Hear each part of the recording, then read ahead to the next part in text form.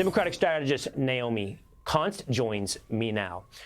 Mickey, thanks for joining us tonight. So pretty much the entirety of social media, Facebook, TikTok, really the entirety of tech, Apple, Google, most of the media outside of Fox News, and all of the government bureaucracies adhere to one point of view, basically echo the views of the left. Why so afraid of one conversation between Elon Musk and Donald Trump? I think that could be fact-checked till the end of the day, and I can't wait for the fact-checkers to come up with their response to that statement. Google itself fired their own bias investigator when that woman, a black woman, came forward and said that their algorithm was biased against women and people of color. And it's the same thing with Twitter. Twitter is not entitled to free speech. It's a private corporation, and it's whatever Elon Musk decides. The algorithm is not democratic. There are bots there. There are troll farms. The troll farms and the bots should not have the same rights as a citizen of the United States. These troll farms and bots boost people. Elon Musk decides to ban white dudes for Kamala Harris, but then he puts Alex Jones, who has been prosecuted in a court of law for disinformation. He lets him go back online and then boosts him. You know, this is not a marketplace of ideas. This is not a democratic platform. If so, and if your ideas are better, then let's have a true democracy and debate them like you and I are right now, which is wonderful. But that's not how it goes with Elon Musk. It's his way or the highway. Now, Mickey, I welcome any fact checker that wants to try to challenge me on the idea that almost the entirety of every tech organization and every media enterprise is in the tank for the left. And it is news to me, the statement that you just made, that Twitter doesn't hold some type of free speech rights because it's a private corporation. It's the individuals on that platform that hold free speech rights. But for someone like you that wants to see more crackdowns on free speech, I guess like we've seen in the EU, the question I would ask for you is, who's going to be the arbiter of the truth? Well, it's definitely not going to be Elon Musk. Elon Musk, who endorsed Donald Trump, gave money to Donald Trump, and then gave praise Donald Trump and his conspiracy theories. He gave 1 million people, at least as of yesterday, a platform to crazy conspiracy theories about the Congo and immigration. You're confused. You're confused because Elon Musk is not playing filter on who is and who is not able to give a point of view on Twitter. He's made it a free speech platform. That's not true. You are offering up the point of view that wants to suppress free speech. Oh, I think there should be editorial oversight. Who are you nominating? Who are you nominating to be the all-important overseer of what is true and what is not, and therefore what is free and what is not to be said? So facts are a real thing. We are on a news network. You have a news division. All of your journalists at Fox News have editors. They have a set of standards journalistic standards that they have to go by. Are they always perfect? No, we're human, right?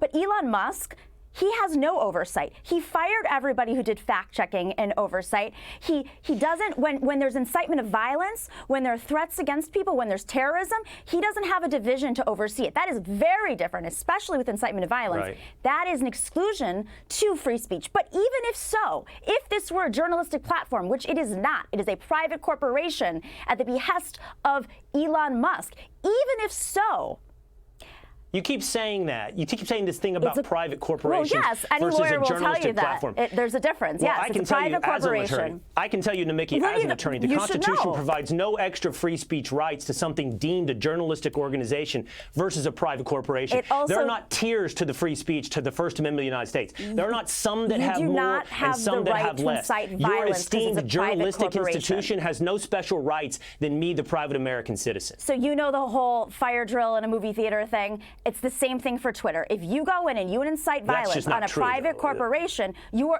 do not have those same rights, and that is what the EU deemed. Now let me ask you a question. And that was the UK, not the EU, by the way. What would you support? What would you support for those that whoever you pick? Okay, let's, for the sake of argument, say you have picked Joe Biden, right? Or at large the Biden administration to be the arbiter of the truth. What would you propose as a punishment for someone you think has run afoul of censorship or misinformation? Would you adopt the same type of rules that we just heard about in the UK, that you could not only be censored, but you could be arrested? I think that the tech companies, all of the tech companies that you've mentioned, have an obligation to make sure that their algorithms are transparent, have oversight, that there are no bot accounts, there are no troll farms, that people aren't being artificially boosted, that there's no incitement of violence, no terrorism. So you're not endorsing what the UK has done? But you're not endorsing what the UK has done, where the cops show up at your door if you're if someone's guilty a terrorist, of misinformation. I think the FBI should probably look into somebody if they're plotting terrorist attacks on Twitter. And that is essentially what they said. If someone's inciting violence, a threat, I have received threats, I'm sure you have too, on Twitter, and I would like those people to be investigated by the police or some sort of... Nikki, the problem with your point of view is that you haven't... You are putting the power in someone's hands, someone you have not yet defined in the course of our conversation. Yes, I did. Who defines what is a terroristic threat. Hold on. You don't think the FBI knows if we both talk at the same time, threat? nobody can hear us. Okay. Nobody can hear us, okay? If we talk at the same time. You have not nominated someone to tell us what is racially insensitive, what is racially hostile, what is a terroristic threat. So I'd ask you this one final question. If what we're going to do is, at a minimum, according to what I've heard from you tonight, is censor people off of the internet if they're guilty of misinformation. If we're at a minimum going to not platform people, that's more, you guys like that word, it's kinder. Not platform bots. If we're not going to platform people guilty of misinformation, would you deplatform Joe Biden today? Today, Joe Biden put out the fact-checked and proven lie that Donald Trump called Nazis very fine people. It's a hoax. It's a lie. It has been proven. It's Snopes, which has come out in the last couple months, said that is absolutely not true. He did not call Nazis very fine people. Not only Joe Biden, but Kamala Harris put that out today. So my question for you is, should they now be deplatformed? He called the people, the Proud Boys, which is what I think they were referring to as Nazis, as very fine people. So let's make that very clear. His words were literally this. No, on the anniversary of Heather Heyer's death. I'm not talking about the white supremacists or the Nazis. His words were literally, as I just quoted, I am not talking about the white supremacists or the Nazis. He said those exact words. He was talking about the Proud Boys, but we see them as the same people. So I would, you trust the FBI. I hope you do. You didn't even mention do you trust Proud the CIA? Boys. That's you reading that in. Do you trust the NYPD in New York? I mean, these are the folks who are there to investigate threats of violence. If you get in the mail, if you get a phone call, a threatening phone call, they investigate phone calls. The FBI looks into terrorist attacks. So why can't you do that on Twitter? The tech companies have an obligation to oversee this.